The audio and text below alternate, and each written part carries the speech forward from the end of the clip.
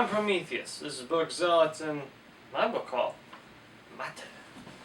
First off, I've done Calc 1. I have done Calc 2. So what is left? Calc in multiple dimensions. Modern Multidimensional Calculus by Marshall Evans Monroe. Thank you. Carry on. This book is looking very nice. I do not understand some of it. Basically everything past chapter 1. But that means places to learn, right? So I'm looking forward to reading more of this. Then we went into town, and I decided to go back to some of my earlier roots.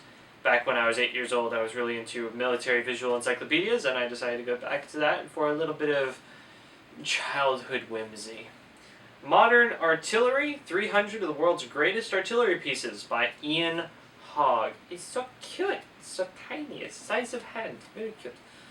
And it has 37 pack, 35-36. It has the Panzerfaust. Of course it has the Panzerfaust.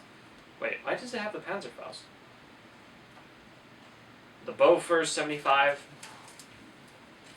Some missiles. A lot of missiles. Has the Stinger missile. We all know how the Stinger missile has wonderfully storied history. Maybe not, I don't know.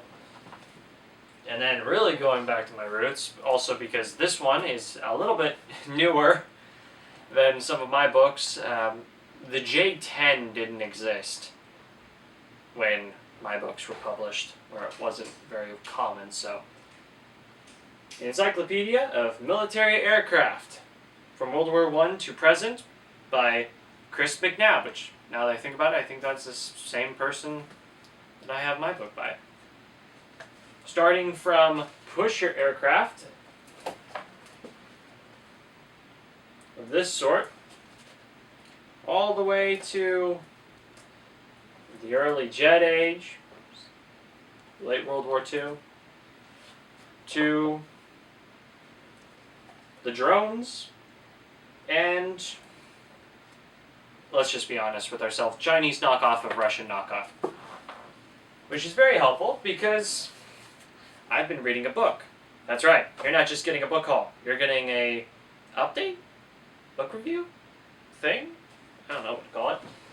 Lords of the Sky by Dan Hampton. I've been reading this, slowly eating away at it, and finally hit 1942 here.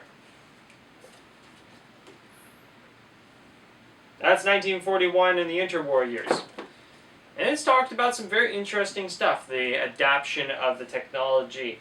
How during certain parts of the war, air squadrons could expect 120% casualty rates, which, yeah, that's not good.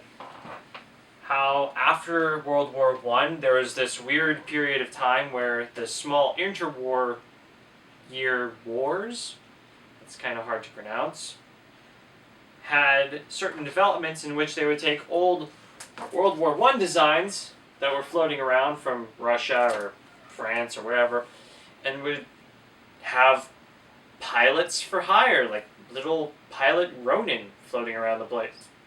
And talked about the German Bf-109. I wonder if I can just find that sitting around somewhere in the front. I would imagine so.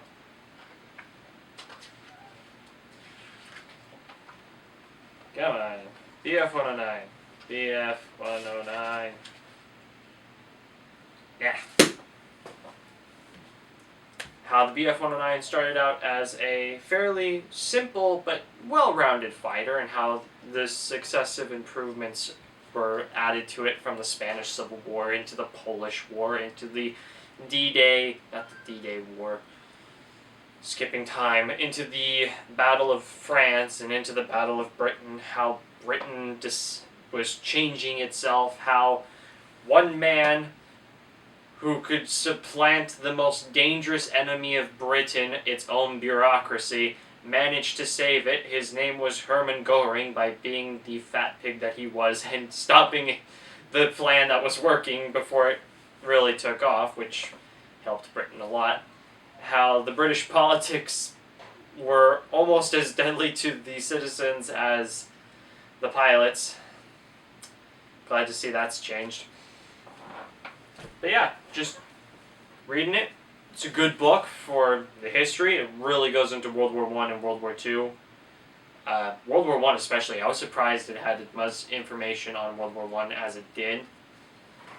And yeah, so far so good. I would highly recommend picking it up if you want to read more about the early war, interwar, and early World War II aircraft developments and how they went forward.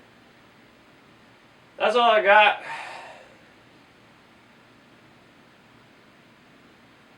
I'm gonna go read. What are you doing watching? Just go read. Go. You go. Get out of here. Go read something. Read a good book. Have a good day.